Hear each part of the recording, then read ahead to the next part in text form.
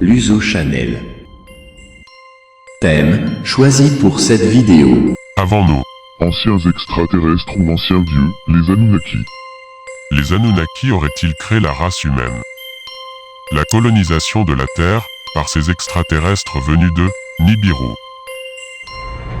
Dans ma vidéo précédente intitulée « Les aliens Anunnaki, dieux ou extraterrestres », je décrivais dans cette vidéo l'arrivée sur Terre et l'impact des Anunnaki sur la civilisation humaine. Dans celle-ci, je développerai les dieux venus du ciel qui nous auraient fabriqués par clonage. Lançons l'intro.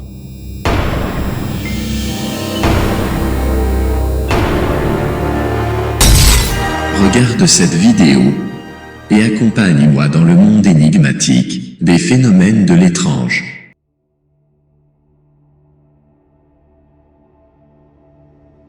Dans ma vidéo précédente, je parlais déjà de Zecharia Sitchin, né le 11 juillet 1920 à Bakou, en Union soviétique, et mort le 9 octobre 2010 à New York. Zecharia Sitchin est un écrivain américain d'origine russe. Ses théories sont considérées comme pseudo-scientifiques par les scientifiques et les historiens. N'importe quel individu a le droit de penser ce qu'il veut. Il s'agit de réfléchir sur la liberté de penser et non sur la liberté de faire. Penser ce que l'on veut, c'est penser à sa guise, être libre comme on dit, de ses opinions. Pour écrire ses livres, Zecharia Sitchin se base sur des fragments, des tablettes en argile d'écriture cunéiforme, disséminées dans des textes sumériens, akkadiens, babyloniens, assyriens, hittites, égyptiens, cananéens et israélites, en un mot, dans les mythes de tous les peuples de l'Antiquité, du Vieux et du Nouveau Monde. Dans ses livres, Zecharia Sitchin expose ses théories sur l'origine de l'humanité, fondées sur ses traductions personnelles, et controversées par les spécialistes, de tablettes cunéiformes de l'époque pré-babylonienne.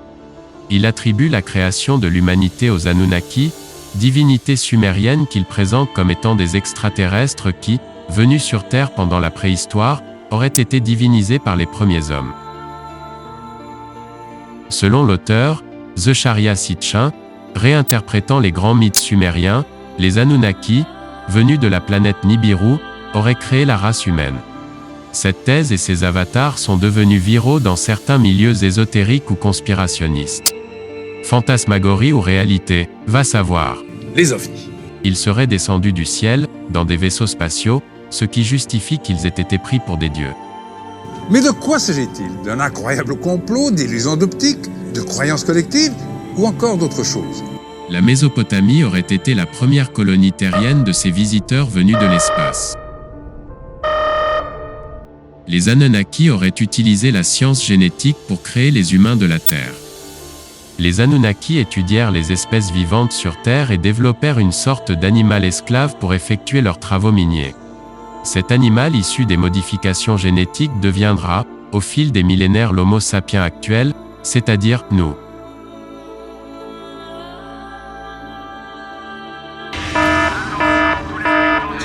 N'oublie pas de t'abonner à cette chaîne. Merci à toi. Les Anunnaki auraient créé l'Homo sapiens en croisant leurs propres gènes avec ceux de l'Homo erectus, pour ensuite l'utiliser comme esclave pour l'extraction de matières premières, de l'or principalement, nécessaire à la protection de l'atmosphère, alors en danger, de leur propre planète Nibiru.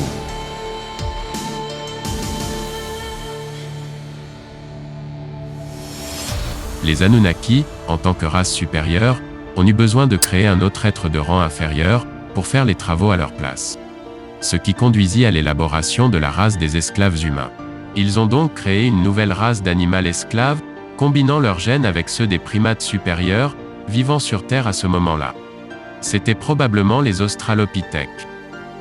Le livre perdu du dieu Enki, de Zecharia Sitchin, est la transcription de 14 tablettes d'argile sumérienne retrouvées en Irak. Ces tablettes furent dictées par le prince Enki à son scribe Andupsar. Elles nous relatent le contexte qui amena les dieux Anunnaki sur Terre, leur installation sur cette planète, leur rivalité et l'évolution de leur situation qui n'était au départ qu'une mission terrestre. Tout d'abord, afin que tout cela soit le plus clair possible, voici quelques précisions sur les acteurs principaux de cette histoire. Anu, roi de la planète Nibiru, père de Enki, Enlil et Ninma. Enki, fils premier-né de Anu, demi-frère d'Enlil, demi-frère de Ninma. Enlil, fils de Anu, demi-frère d'Enki et demi-frère de Ninma. Ninma, fille de Anu, demi-sœur de Enki et Enlil. Ninki, épouse de Enki. Ningishzida, fils de Enki. Ninurta, fils de Enlil et Ninma. Ces soi-disant dieux durent créer toujours plus de ces animaux esclaves pour maintenir le processus d'exploitation minière en cours d'exécution et la capacité souhaitée. Au fil du temps, Enki et Ninma développèrent plusieurs types d'êtres jusqu'à ce qu'ils eurent réussi à atteindre le but désiré. De sorte que la première race humaine est apparue sous la forme d'Homo erectus. Après la conception de l'Homo habilis et de l'Homo erectus, ils ont développé une race capable de penser, de parler et de se reproduire. Et l'homme nouveau a été créé. Il portera plus tard le nom d'Homo sapiens. Plus loin dans le temps, le scientifique Enki et le paramédical Ninti ont utilisé les manipulations génétiques et la fécondation in vitro dans le but de créer une créature humaine. Le résultat du processus a été la création d'un mâle et d'une femelle. Il les créa heureux et les appela Adam, au jour où ils ont été créés. Genèse 5:2. Le mot hébreu pour l'homme est Adam, ne se référant pas à une personne, mais plutôt, dans notre cas, à une tribu d'humains appelés Adamites, ou les fils de la terre. Que l'on croit ou non à cette thèse sur la création de l'homme. Un autre fait intéressant est ce que la science officielle nous apprend. Que l'Homo sapiens n'est apparu qu'il y a seulement environ 49 000 ans, sans apporter aucune explication possible sur son évolution soudaine. Voici donc quelques faits importants à retenir. Il est notamment évident qu'au cours de ces manipulations génétiques pour créer ce fameux travailleur primitif que d'aucuns pourraient considérer comme esclaves, les dieux de cette aventure, ou extraterrestres, ou ceux que l'on voudra les appeler, démontrèrent déjà de l'affection, de l'attachement, de l'amour pour ces êtres nouvellement créés. Il est aussi flagrant que par rapport à ce qui était prévu au départ, ces dieux donnèrent beaucoup d'eux-mêmes au premier sens du terme, puisque la totalité de leur essence de vie, autrement dit de leur ADN, fut transmis à ce que l'on peut dès lors considérer comme une nouvelle race. Il est aussi important de noter que ce sont deux dieux primordiaux, à savoir Enki et Ninma qui donnent le dernier brin d'ADN manquant qui, de suite, modifie le niveau de conscience de ceux qui les reçoivent.